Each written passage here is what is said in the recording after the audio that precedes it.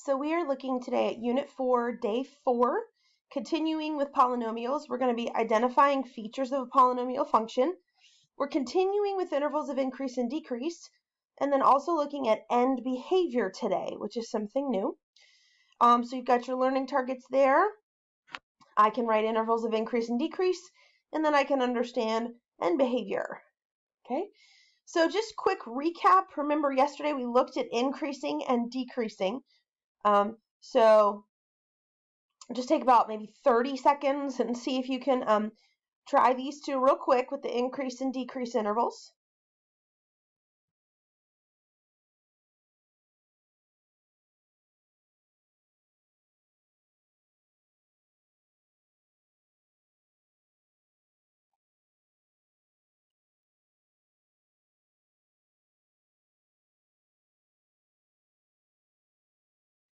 About 10 seconds.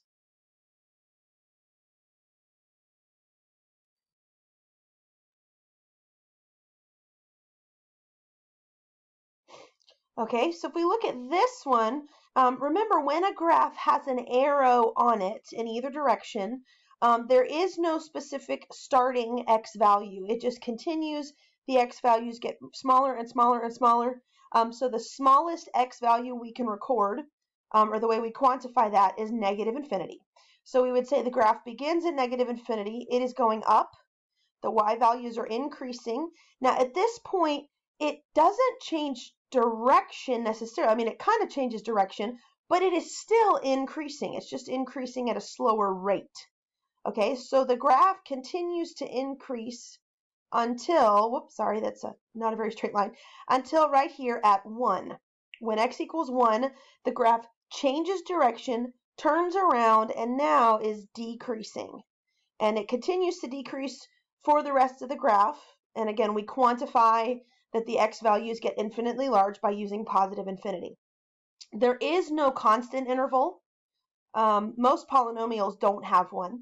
So here to describe our interval of increase, the graph begins increasing at negative infinity and stops increasing at positive 1. So I use my interval notation, negative infinity, comma, 1. Now remember, for infinity, positive and negative infinity, we always use open brackets, these parentheses. For the other numbers, we only use open parentheses if that number is included in the interval. And in this case, at 1 right here, the graph is neither increasing nor decreasing. It is kind of pausing to change direction. So there's an open bracket on 1. So now our decrease interval picks up from 1 and proceeds to positive infinity. So our decreasing interval goes from 1 to positive infinity. All right, so this graph looks a little more like a polynomial. All right, so again, we know our starting point is negative infinity, and our ending point is positive infinity. So in between there, the graph has a turning point here at negative 1. So the graph changes direction. Sorry, having a hard time with my mouse here. Changes direction at negative 1. And so in here, the graph is increasing. I mean, if you want, you could like shade with colored pencils or use highlighters, right? So I'll do blue for increasing. So it's increasing here. Then it changes direction and it's decreasing just until it gets to 0 right here. So it's got a little decrease interval, right? So I'll put a letter D for decreasing. Then the graph changes direction again and is increasing now for the rest of the time. Okay, so we have an increase interval from negative infinity to negative 1. Okay, then it has a decrease interval from negative 1 to 0. And then it has another increase interval from 0 to positive infinity. So remember, when we need to put together two or more intervals, we use this U symbol. It means union. It means that these two sets of values together make our answer. All right, so hopefully that refreshes your memory for increase and decrease. So we're going to look at this now with a polynomial of a higher degree. All right. And so you see here, it kind of helps you know where to start. You begin by identifying all your critical points. So remember, that is where we're looking at where the graph changes direction. All right, and let's look at these from left to right, because that's how we have to consider the graph as we would on a number line, from smaller values to higher. So our first critical point here is at -5, 1. It is higher than the other y values around it, so it's a maximum. It is not the maximum y value, though. There are other points higher than that one, so this is just a relative maximum. Okay, the next critical point is right here at -3, -2. It is lower than the points around it, so that's a -2. So it's a minimum, again, because -2 is lower than the other y values surrounding it. It is not the lowest value, though, because the graph having these arrows means it continues to get smaller and smaller infinitely. The y values are getting a lot smaller than -2, so that's just a relative minimum. Okay, our next one here, 0, 3. So that would be the y-intercept.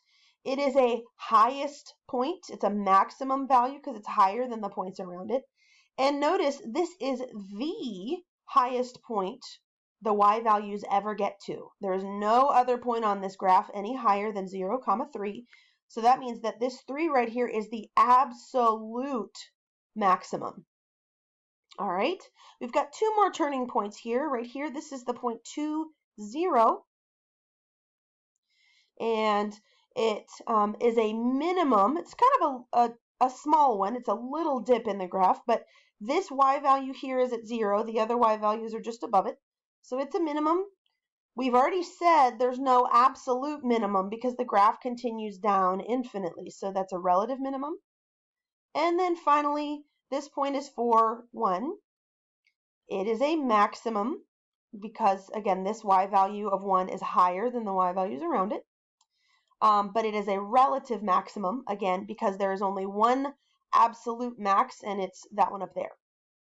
All right. When it comes to absolute maxes or mins, you typically are only going to have one absolute maximum y value or one absolute minimum y value. It's also possible not to have one at all. Okay, so now that we've identified our turning points, okay, so let's label our x values here. Remember, so it's like as we go from left to right across the graph. So we start at -infinity, and then we change direction here at -5. Now the graph is going down. It changes direction again at -3. It changes direction here at 0. Right at 0, so I know what that is. It changes direction at 2. And it changes direction for the last time here at 4. Okay, so we could kind of shade the graph. Let's see, let me use a couple colors here.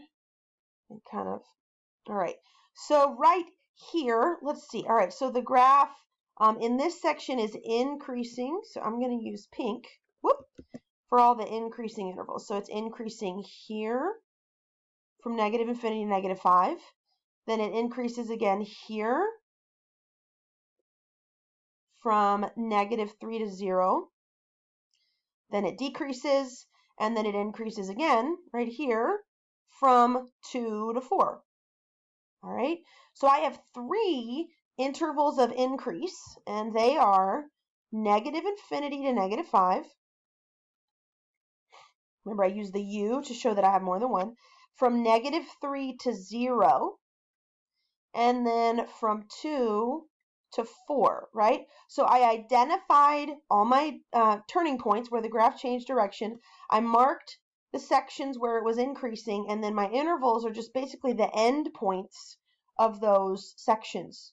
-infinity, -5, -3, 0. Okay, so now the other intervals then, the other sections must be decreasing in here. So this one is decreasing, this one is decreasing, and then the end of the graph over there is decreasing. So I have a decrease interval from -5 to -3. Let's scroll down. So I'm decreasing from -5 to -3. I am also decreasing in here from 0 to 2. And finally, I am decreasing on this last section of the graph, which is from 4 for the rest of the number line. So on the right end of that number line over there would be positive infinity. Okay, so from 4 to positive infinity is my other interval of decrease. And so notice as you put your intervals together, traditionally with a polynomial, they're going to alternate, right? Increase, decrease, increase, decrease, increase, decrease. So your intervals here, where one stops, like this one stops at -5, the next one starts at -5. And then this one stops at -3, the next one starts at -3. So you can just check and make sure you didn't miss anything. Okay, so there's a you try on the next page. If you'll take a look at that one, pause the video, take about 4 or 5 minutes and try that one, and I'll have the solutions in just a sec. So you can see here for you try number 1 here, here's our critical points. All of these maxes and mins were relative, all right? None of these were absolute maxes or mins because the graph continues to get infinitely lower on the left and infinitely higher on the right. So there's your coordinates. And then our intervals of increase I've shaded in red. So it increases from -infinity to 1, and then again from 3 to 5, and from 7 to infinity, and it decreases in between from 1 to 3 and 5 to 7. So one thing kind of interesting to notice, on this graph, we did not have any absolute maxes or mins because the graph is going decreasing on one end and then increasing on the other end. So everything in the middle is just relative. So this graph we did a minute ago, it was pointing down. So the two ends of the graph were decreasing. It's decreasing on the left, decreasing on the right, so it was able to have a highest point in here in the middle, okay? And what the kind of condition under which that occurs, remember we can determine the least possible degree of a polynomial by counting the terns. So notice this one here has 1, 2, 3, 4, 5 terns, 5 critical points, which means the degree has to be at least 6, okay? So it has an even degree of 6, whereas this one we just did has 1, 2, 3, 4 terns, which means it would have to have a degree of 5, at least 5, all right? So in general, when a polynomial has an odd degree, like 5 or 3, or you know what odd numbers are, one end will decrease and the other end will increase. When a polynomial has an even degree, 2, 4, 6, etc., both ends will either increase or decrease. They will go the same way. And so we refer to what the graph does at the ends by something called the end behavior. Okay, so this is how we describe what the ends of the graph are doing, where the arrows are pointing. All right, so when we're talking about end behavior, you want to look for the arrows. All right. So it describes what happens as x approaches positive infinity. So as we plug in larger and larger x values, 100, 1,000, 1,000,000, 1,000,000,000, 1,000,000,000,000, as we plug in larger x values, where do the y values go? Do they increase or decrease? And then as we plug in infinitely smaller values, -1,000, -1,000,000, -1,000,000,000, -1,000,000,000, right? As our values, x values get infinitely smaller, what do the y values do? Now for this particular graph here, as the x values get infinitely smaller, the y values are getting infinitely smaller. We see that because the graph is pointing down. Whereas on the right side over here, as the x values get infinitely larger, right, it goes further to the right, the graph is going up, which means the y values are increasing. So here's how end behavior is written. We write it in terms of as x approaches its leftmost point, f of x approaches what? And then as x approaches its rightmost point, f of x approaches what? So you're always going to have two end behaviors because each graph has two ends, a left and a right. Okay? So let's take a look at end behavior because it follows a very specific pattern. Okay, so let's fill in this chart here, all right? right, so you'll see the steps here. Identify the degree, and really you just have to identify whether the degree is odd or even. Okay, and then so is it an even or odd number? That was in step 2. I missed it. Then identify the leading coefficient. Is it positive or negative? Because that affects whether the graph has an upward trajectory, so to speak, or a downward trajectory.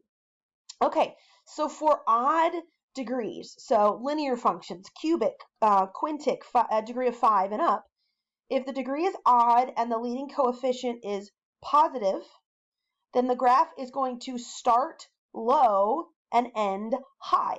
Okay, so the left end of the graph, as x is approaching negative infinity, getting smaller and smaller, the y values are also approaching negative infinity. Okay, and then on the right end of the graph, we look at the right arrow, as the x values approach positive infinity, as the x values get larger and larger, the y values are also getting larger and larger because the graph is going up tells us the y values are increasing.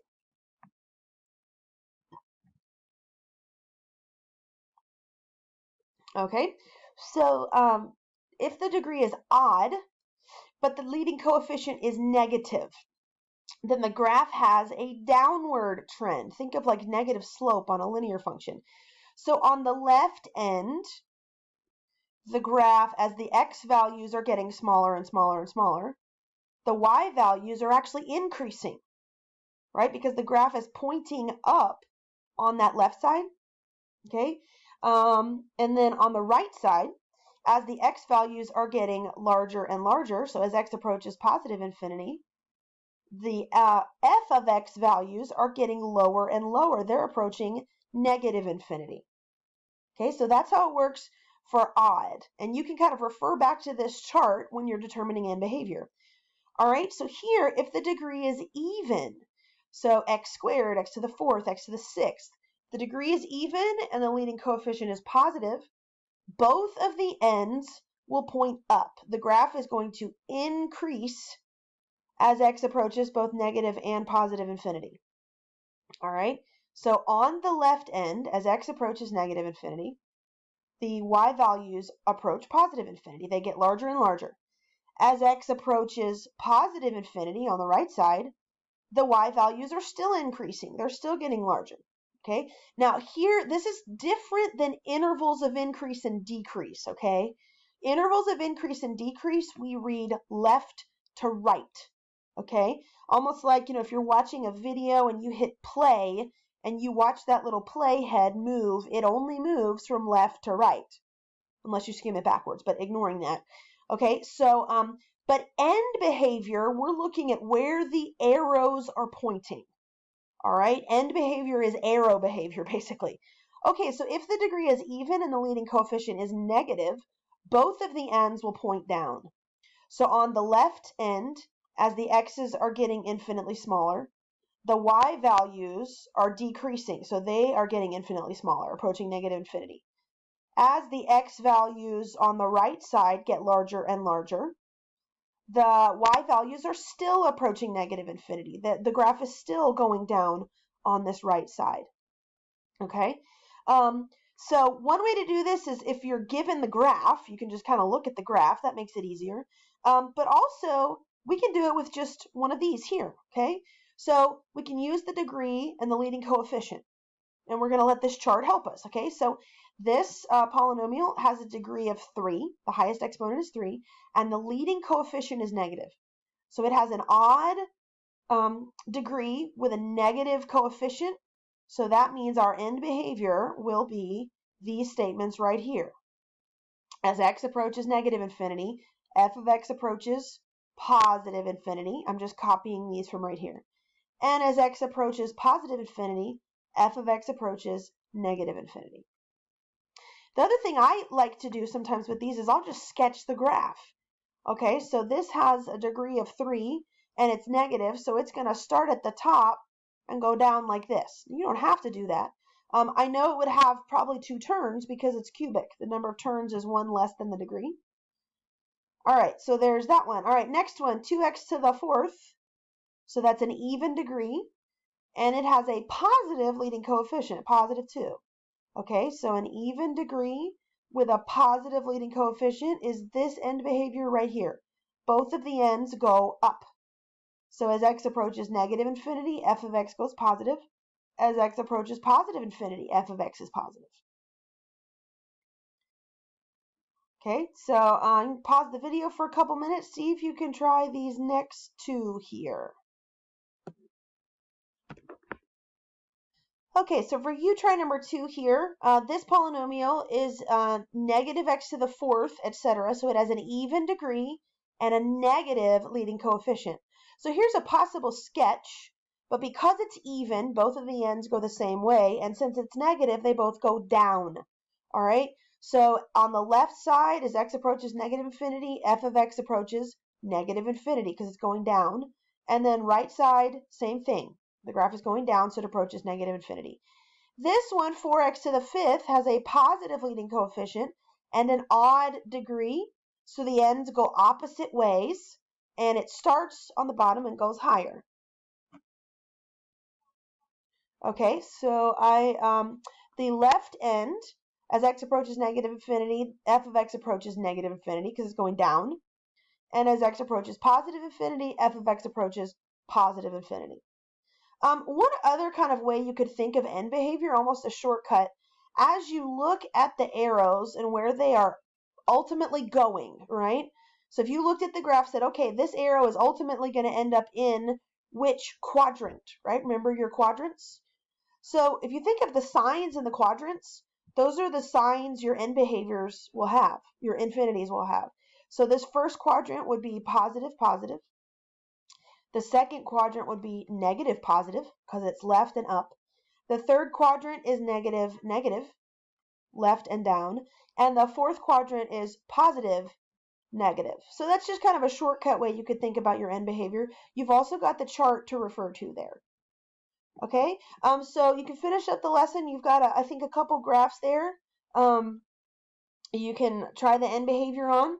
And then, so the homework sheet for day 4, you've got some end behaviors to do, and then one graph to kind of identify everything. Okay, so we'll go over the homework tomorrow, and I'll answer any questions you have. So just try to finish up that day 4 homework, and good luck.